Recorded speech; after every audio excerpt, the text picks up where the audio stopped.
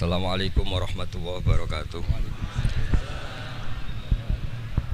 Rabbi shrah li sadri wa yassir li amri wahlul 'uqdatam min lisani yafqahu qawli. Allahumma shalli wa sallim barik ala sayyidina Maulana Muhammadin wa ala alihi wa sahbihi ajmain, amma ba'du.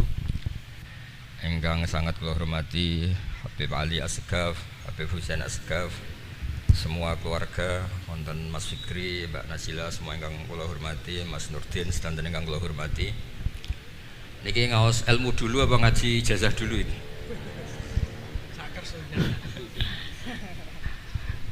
Ini kok malah aneh. Mboten usah ribet. Mboten cek 1 2. Pakai ini aja, tidak usah ini aja.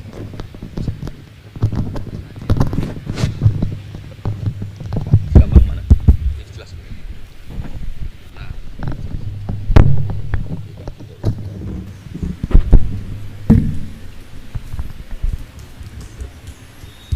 Ya, niki ngaji ilmu dulu, nanti bagian terakhir ijazah.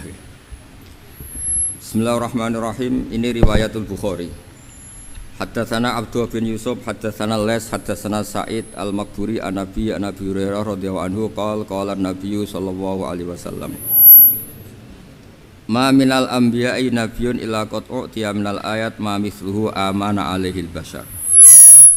Wa innama kana alladhi utituhu wahyan awhahu wa ilayya fa arju an akuna aktsarahum tabi'an yaumal qiyamah. Dados kita tahu semua nabi itu punya mukjizat, ya, semua nabi itu punya apa? Mukjizat. Mukjizat itu hal yang luar biasa yang memastikan manusia itu tidak bisa menyainginya atau menandinginya. Dan rata-rata mukjizat nabi dulu itu fisik. Misalnya ontanya Nabi Soleh itu kan onta tapi keluar dari batu, itu kan aneh, aneh sekali. Atau tongkat Nabi Musa bisa simsalabim mengeringkan laut apa? Merah. Semua nabi itu punya mukjizat dan semuanya berbentuk fisik. Kecuali mukjizatul Rasulullah Shallallahu Alaihi Wasallam itu berupa Al-Quran. Al-Quran itu konsep ilmiah. Terus kata Rasulullah Shallallahu Alaihi Wasallam, tapi saya karena Quran itu justru berharap pengikutku besar dan sampai hari kiamat. Sekarang kita logika, ya. Andaikan kamu punya tongkatnya Nabi Musa, kalau kamu suka uang, kepikirannya dijual apa dipakai? Kalau kamu suka uang, kalau kamu ahli suudon itu pikirannya ndak, ini asli ndak. Karena yang melihat di Turki itu ya sebagian gitu. Kalau yang suka perdukunan itu bayangkan itu miliknya. Mungkin dipakai ngakali orang atau apa, pokoknya bayangkan itu miliknya. Kalau yang kolektor pikirannya itu nanti ini laku berapa. Tapi kalau peneliti mungkin pikirannya itu ini asli apa enggak? Bukti aslinya apa? Repot lah. Lagi pula kalau kamu punya utang terus mau apa? Istri kamu marah mau apa? Kalau pakai tongkat. Nah, beda dengan mukjizatnya Quran, itu semuanya apa? Ilmiah. Orang yang sedang harmonis dengan istri bisa pakai ayat, di antara ayat-ayat Allah itu apa? Wa ja'ala bainakum mawaddatan warahmah.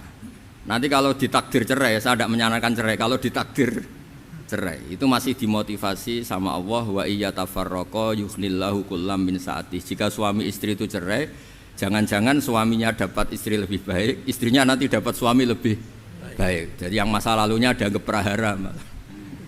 Kan banyak orang suaminya meninggal, ketika nikah lagi ditanya, kangen sama suami pertama, alhamdulillah ini lebih baik. Padahal suaminya yang meninggal itu berharap istrinya ini kangen, ternyata dia sudah syukur dapat suami yang lebih baik.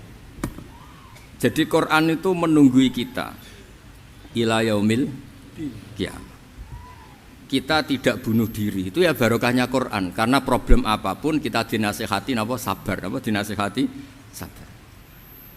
Kan nggak mungkin kamu pegang tongkatnya Nabi Musa, punya masalah apa saja ngelihat tongkat, bisa apa tongkat? Tapi kalau Quran kan nasihat, solusi. Makanya Nabi berharap dengan Quran ini, saya berharap pengaruh saya, pengikut saya terbanyak ila yaumil qiyamah. Terus beliau dikomentari begini sama, ini Fathul Bari, sarahnya Bukhari. Al-muradu anna mu'jizatil anbiya inqaradat binqiradi a'sorihim falam yusyahidha illa man hadaraha. Problem mukjizat nabi-nabi dulu itu kan fisik. Sehingga yang tahu kalau Nabi Soleh punya unta yang ajaib itu yang tahu ya hanya yang hadir saat itu. Yang tahu kalau tongkat Nabi Musa bertuah itu juga yang tahu hanya yang hadir saat itu. Selebihnya tahu tongkat ya di museum. Tapi kalau Quran menjadi solusi, menjadi panduan, menjadi pegangan itu ila yaumil qiyamah. Kita beri contoh ya Quran panduan yang paling gampang misalnya begini. Dulu ini cerita ya. Dulu itu ada orang kafir cerdas namanya Jubair bin Mut'im. Itu saking pinternya dia, pinter juga tokoh. Itu sebagai delegasi pembebasan Asra Badrin. Jadi tawanan-tawanan perang Badar itu mulai dulu ya ada negosiasi mau dibebaskan. Terus orang-orang kafir ini menugaskan namanya Jubair bin siapa? Mut'im. Ini ada di Bukhari. Karena ini ngaji di Jakarta, kalau orang nggak tahu hadis juga tanya ini sahih ndak gitu. Wong nggak tahu kok tanya itu aneh-aneh. Padahal kalau dibodoni itu ya nggak tahu, tapi ya tetap tanya hadisnya ini sahih ndak. Ini kata kiai apa kata nabi ini ya ribet. Memangnya kata nabi kamu dengar kan ya lewat kiai. Setelah itu Jubair itu datang ke Madinah. Dengerin ya, datang ke mana? Madinah. Kemudian dengar Nabi baca Wattur pas sholat maghrib. Jubair karena Nabi dulu gak ada hotel, gak ada pondok ya. Pondoknya Nabi hanya sufah itu. Nabi baca maghrib, bukan diskusi, bukan debat. Baca Wattur wa kitabi mastur firrokim mansur wal baitil ma'mur wasaqufil marfu wal bakhril masjur terus. Kemudian sampai pada titik ayat am khuliqu min ghairi syai'in. Masa manusia atau alam raya yang maujudat, yang nyata, yang wujud nyata. Kemudian asal usulnya itu ketiadaan. Ini kan hadhil alam maujud, alam ini kan nyata. Masa sesuatu yang nyata penciptanya itu tidak nyata. Jadi nggak mungkin ada faham nihilisme. Kalau faham nihilisme berarti melahirkan teori begini. Al adamu yakhluqu maujudan, sesuatu yang tidak ada menciptakan yang itu kan akal nggak bisa nerima. Kalau sesuatu ini ada, penciptanya pasti ada. Terus akhirnya Jubair bin Mut'im itu simpuh di depan Rasulullah terus bilang, ya Muhammad kada qalbi ayatir, hampir saja hati saya terbang. Kalau riwayatnya Imam Ahmad, faka'anna masudi aqalbi, hati saya dihancur. Semua teori yang saya bawa untuk melawan kamu sekarang luluh semua, hancur semua. Yang benar adalah teori Anda bahwa Tuhan itu satu dan Tuhan itu ada sebelum semua makhluk. Coba kalau Nabi Muhammad ada Jubair bin Mut'im terus menyembunyikan tongkat dekat mihrab, terus dilihat ini apa, paling pikirannya ini dari kayu apa, terus yang bentuk tongkat itu tukang pemahatnya siapa, kok kurang keren, kalau di Blitar gimana ya, kan malah panjang. Kira-kira kalau mukjizat itu dari tongkat itu malah panjang lah pokoknya panjang. Lagi pula kamu coba kan nggak ngarah mandi, itu yang mandi kan nabinya bukan tongkatnya. Coba tongkatnya Nabi Musa coba anak-anak beki itu dipakai mukul kucing aja tidak mesti mati itu. Jadi nggak jelas mukjizat-mukjizat seperti itu nggak. Tapi kalau Quran menunggui sampai saking hebatnya Quran, teori rasionalitas, soal kampanye di mana-mana, tingkat validitas, tingkat kebenaran Quran itu bahkan bisa diuji tanpa membuktikan. Tanpa apa? Membuktikan. Cukup pakai akal. Saya tidak bosan-bosan cerita ini karena ini khazanah kita. Di kitab Nailul Ma'mul itu, di kitab Usul Fiqih, saya berkali-kali cerita ini karena ini untuk menunjukkan bahwa Quran itu liqaumi ya'qilun, liqaumi yatafakkarun. Ada seorang kiai, seorang ustadz, kiai dulu itu ya memang orang soleh, alim terus jadi kiai.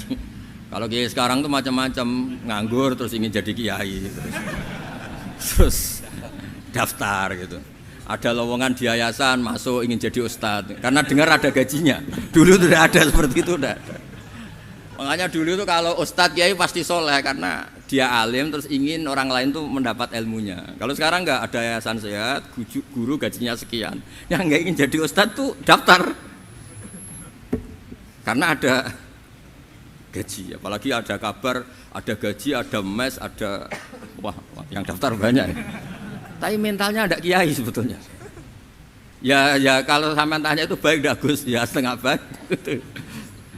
Ya maksudnya setengah baik ya ada baiknya lah, namanya profesi ngajar itu kan baik. Tapi setengah saja karena motifnya itu nyari gaji, bukan ingin mencerdaskan umatnya Rasulullah SAW. Itu Imam Amudi itu guru matematika. Saya nggak bosan-bosan cerita ini, guru matematika. Muridnya sampai takut, ini masuk surga ndak, kiai kok ndak ngajarin istighosa atau tahlil malah ngajarin apa? Matematika. Beliau meninggal terus muridnya tanya, "Ma fa'alallahu bik?" Kira-kira gitu. Apa yang dilakukan Allah? Allah nyambut Anda gimana? Terus kata Imam Amudi, "Bagus, saya disuruh ngajar malaikat." Karena malaikat kan enggak pernah kayak anak beki gini ngaji gini.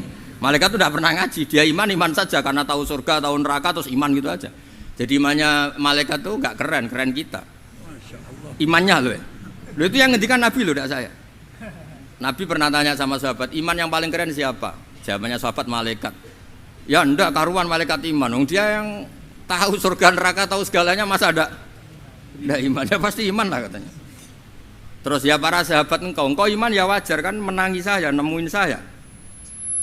Yang hebat itu orang-orang yang tidak melihat saya, tidak saya didik tapi tetap iman.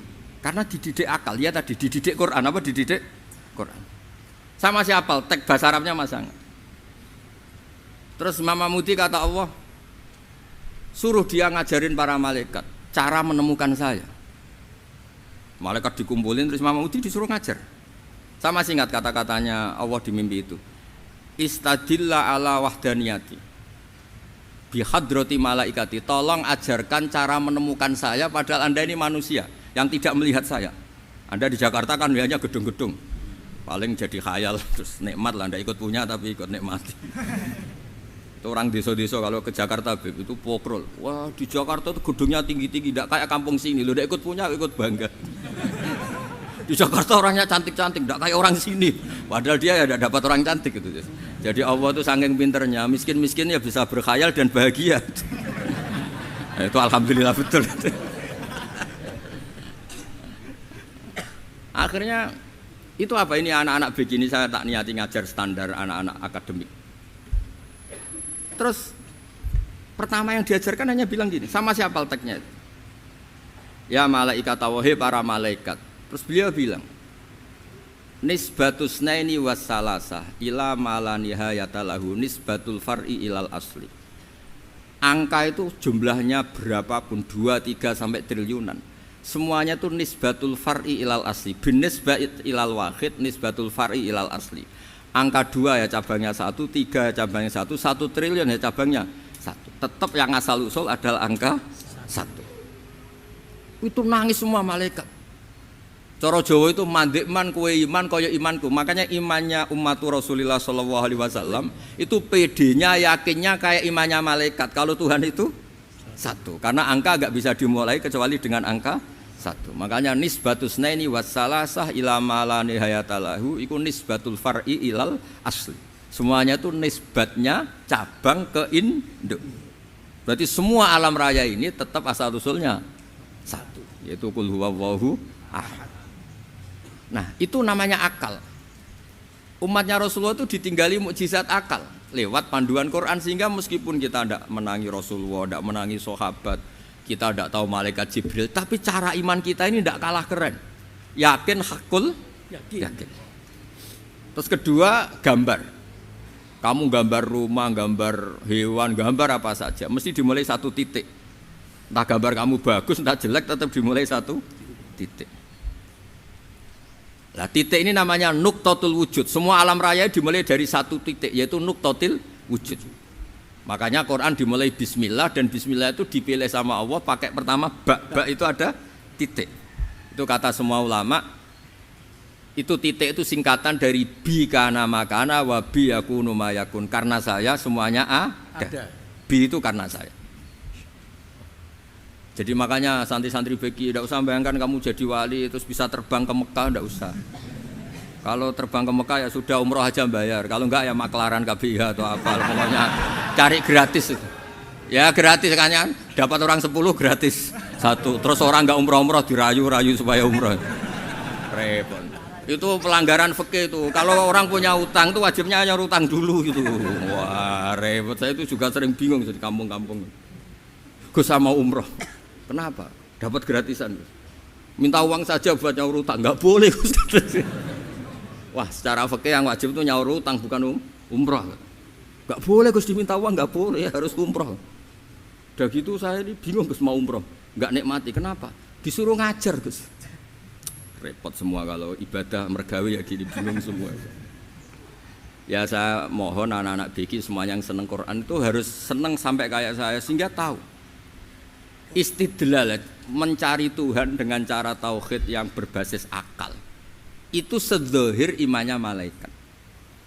Jika di klasmen iman itu manusia ulul ilmi, kita-kita yang nekuni ilmu itu nomor 1 prakteknya. Karena nomor 1 itu Allah karuan kan, syahidah Allah kan gak tertandingi, syahidah Allah annahu la ilaha illallah. Terus wal malaikatu, malaikat kan karuan karena langsung menyaksikan surga. Dan ketiga apa? Wa ulul ilm. Berarti prakteknya kan nomor 1. Kalau kompetitornya semuanya manusia, ulul ilmi nomor berapa? 1 kan? Nah nomor 3 kan dari Allah, malaikat, ulul ilm. Berarti kalau kompetisinya antar manusia nomor berapa? 1 kan? Nah kenapa ulul ilmi di nomor 3 kan tapi dari Allah, malaikat, ulul. Kerennya kayak apa? Karena cara iman ulul ilmi itu enggak ada ragunya sama sekali. Kamu ragu enggak kalau 2 itu cabang dari 1, asal-usulnya 1? Enggak pernah kan ragu kan? Semua gambar seruat apapun dimulai dari 1 titik, ragu enggak? Enggak kan? Nah imannya umatnya Nabi karena dipandu oleh Quran itu seyakin itu, sehakul yakin itu. Nah itu terus Jubair bin itu menjadi iman. Am khuliqu min ghairi syai'in am humul khaliq. Terus kata Allah lagi, kalau kamu tidak percaya saya yang bikin langit bumi ya gampang dong, kamu saja yang ngomong kalau kamu yang bikin. Paling orang sepakat kamu stres. Terus hanya ayat gitu, am khalaqus samawati wal ard. Kalau kamu tidak yakin Allah yang bikin ya silakan Anda klaim saja kalau kamu yang bikin langit bumi. Bala yuqinun. Kamu juga gak mau kan dibilang stres. Nah ini terus saya teruskan ya. Makanya mukjizat terbesarnya Nabi adalah Al-Quran. Karena Al-Quran itu cerita tentang hukum-hukum akal, cerita tentang logika-logika peradaban. Misalnya logika peradaban, contoh paling gampang. Di Quran itu ada sekian ayat yang Allah cerita peradaban. Misalnya wa ahsinu innallaha yuhibbul muhsinin. Itu dikutip terus kemudian disimpulkan dalam peradaban. Kata Sayyidina Ali karramallahu wajhah ngendikannya gampang. Ahsin man syi'ta takun amirah. Kamu berbuat baik saja sama seseorang, maka otomatis kamu akan jadi pemimpinnya. Ada orang enggak tamat SD, enggak tamat papa, gobloknya minta ampun. Tapi karena gaji seorang pakar, oh kamu tak gaji 1 bulan 1 miliar, perusahaan saya jadikan besar. Itu dikongkan ngalor ngidul ya nurut. Hanya karena dia ihsan. Terus wastaghni amman syi'ta takun nadhira. Saya ulang lagi. Wastaghni amman syi'ta takun nadhira. Dan kamu jangan butuh orang lain, siapapun dia, maka kamu akan setara. Misalnya ada menteri orang antri mau salim, tapi kamu tidak butuh kan tenang saja. Tapi kalau kamu butuh, habis kamu. Ya kan, kamu tidak butuh seseorang maka kamu posisinya akan setara. Kamu harus sopan karena punya utang jasa. Kalau nggak punya apa-apa kan setara. Ya enggak? Misalnya kamu jajar rektor atau jajar menteri, jajar apa saja. Kalau kamu tidak punya utang kan, kamu jajar menteri tidak punya utang. Sama jajar satpam tapi punya utang, takut mana?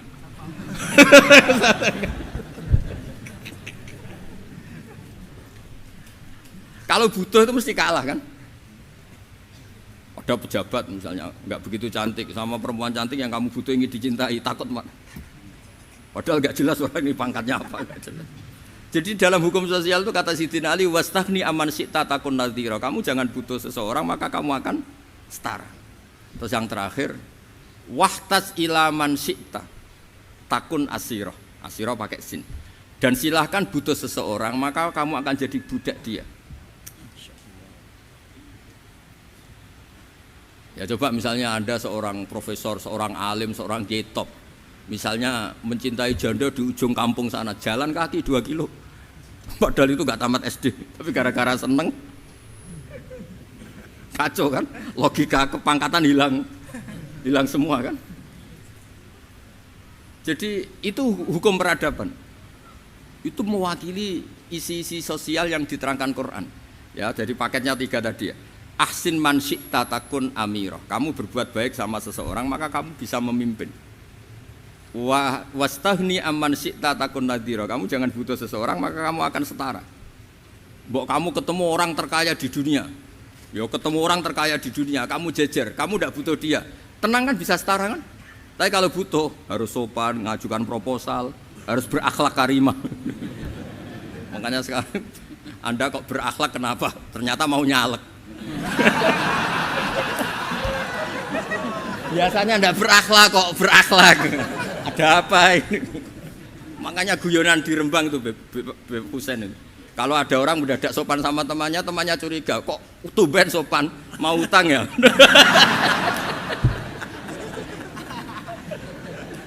Zaman akhir itu kacau.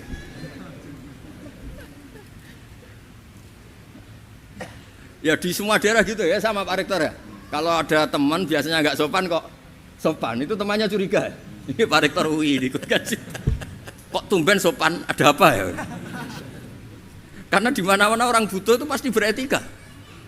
Kamu punya teman paling berdua, kalau mau utang berakhlak gak? Atau misalnya kamu punya adik cantik terus punya teman berdua, kalau cinta adik kamu berakhlak gak? Biasanya nggak sama sekali gak berakhlak. Gara-gara butuh menjadi berakhlak. Ya jadi hukum sosial itu ya kuncinya 3 tadi. Ahsin man syi'ta takun amirah. Wastahni amman syi'ta takun nadhira.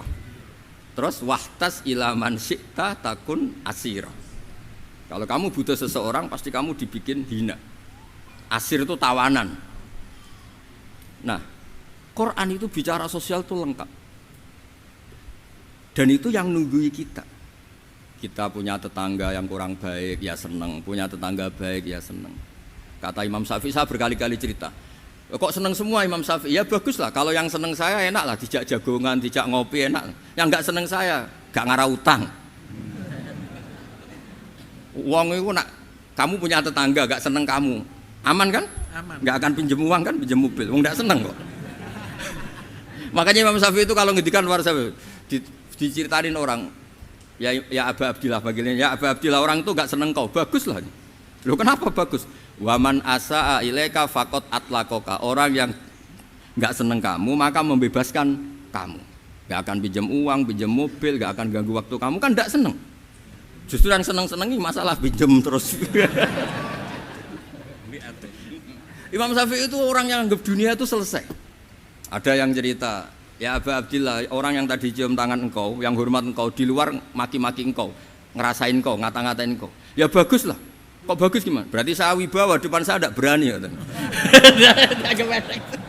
Berarti saya wibawa, di depan saya tidak berani. Berarti itu makomnya sudah kulillah sumadarhum fi khawdihim yal'abun. Sudah dunia itu selesai, sudah agak penting semua. Nah itu kalau kamu anak-anak beki ahli Quran sudah ayatnya kulillah sumadarhum fi khawdihim yal'abun. Sudah lihat Allah saja agak penting, makhluk-makhluk itu dah makhluk semua agak penting, sepenting Allah. Nah kita ini ditunggoni mukjizat seperti itu. Bayangkan misalnya kita ditunggoni tongkatnya Nabi Musa. Saya ngajar di sini terus ini tongkat. Terus nanti yang tanya, Gus itu kayu apa Gus? Nanti yang kolektor tanya itu harganya berapa Gus? Ruwet apa? Terus yang ahli suudon itu asli gak Gus? Wah. Yang ahli suudon kan mesti tanyanya gitu, itu asli enggak Gus? Repot-repot pokoknya. Tapi kalau Quran kan jelas, kenapa? Jelas. Ya terus saya teruskan. Fala yamurru terus al murad anna mu'jizatil anbiya in qaradat bin qidari aqsam wa mu'jizatul Quran mustamirratun ila yaumil qiyamah. Wa kharquhu lil adat fi uslubihi wa balaghatihi wa ikhbarihi bil mawhibat. Terus kata ini yang ngarang Fathul Bari sarahnya Imam Bukhari. Fala yamurru asrun minal aqsar illa wa yadharu fihi syai'un mimma akhbaru bi annahu sayakun yadullu ala sihhati da'wahu. Wa hadza aqwal muhtamilat. Wa takmiluhu fil ladzi ba'da. Wa qilani ya. Anal al makna anal mukjizat al madiyah kanat khissiyatan tusyahadu bil absar kana qati sholih wa asa Musa. Mukjizatnya nabi-nabi dulu itu hanya penyembuh, hanya pelengkap, hanya nuruti keinginan mata. Seperti dahsyatnya apa? Laut Merah diseblak apa dipukul sama tongkatnya Nabi siapa? Itu semuanya itu hanya memanjakan mata. Urusan mata. Terus wow itu. Tapi kalau mukjizatnya Nabi Muhammad itu berdasar akal. Maksudnya berdasar akal nih dengerin ya. Dengerin betul. Ketika Laut Merah terus tersibak kan, wow itu keren kan. Terus kita bilang, menyimpulkan, wah kita tidak akan mampu. Itu bodoh sekali kesimpulan kita tidak akan mampu. Meskipun bikin nyamuk Anda juga tidak mampu. Loh untuk memutuskan tidak mampu saja kok sampai pertunjukan seperti itu tuh laopo, cek goblok gitu. Nah kalau kita karena umat yang pinter untuk memaksa kita nggak mampu, Allah bilang innallaha la yastahi ayadriba mathalam ma ba'ud. Kita melihat nyamuk langsung berkesimpulan tidak mampu. Saya berkali-kali cerita nyamuk itu sudah kecil, masih punya urat, uratnya kayak apa? Masih punya kuman, kumannya seberapa? Ya enggak?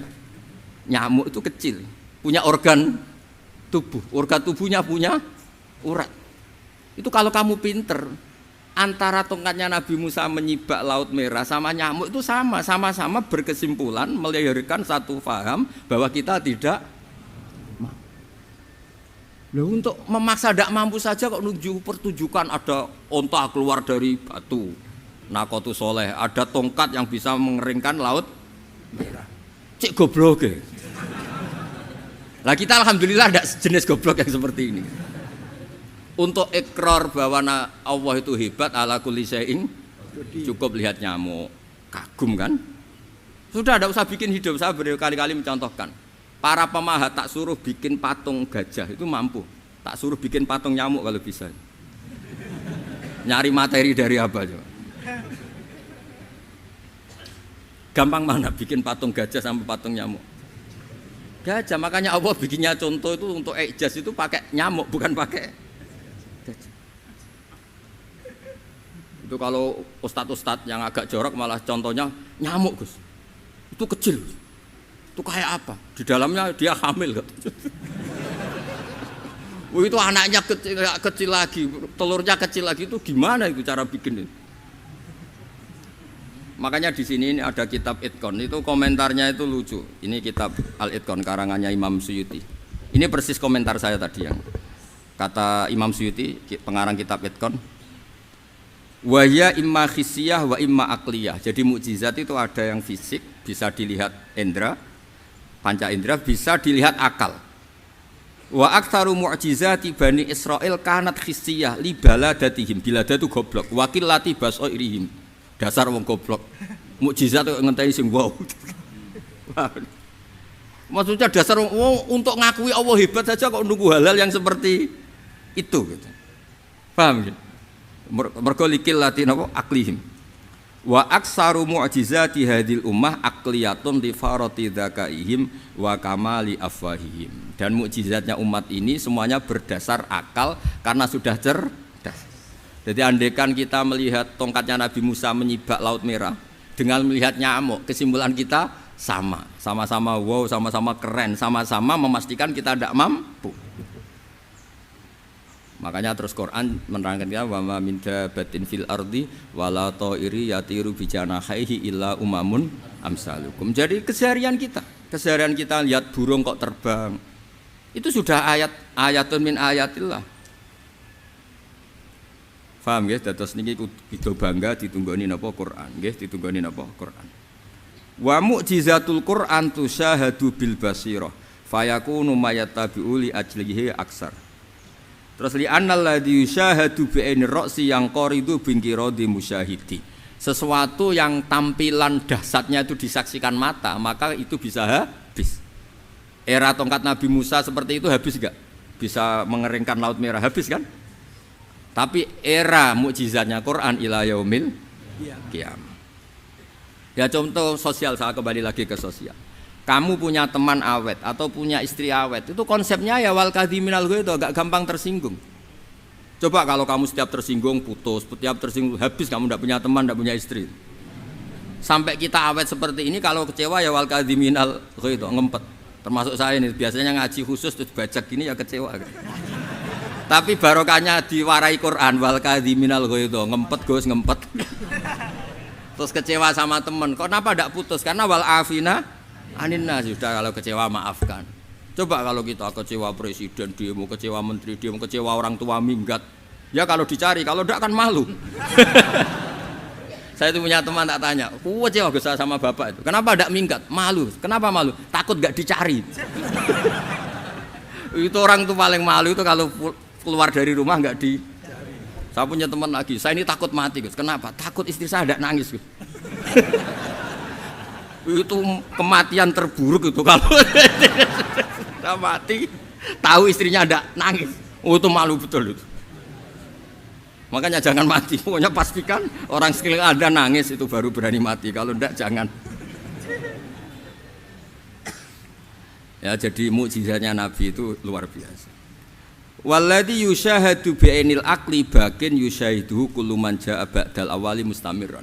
Sesuatu ilmiah, sesuatu agama atau apa saja yang logis itu akan abadi ila yaumil.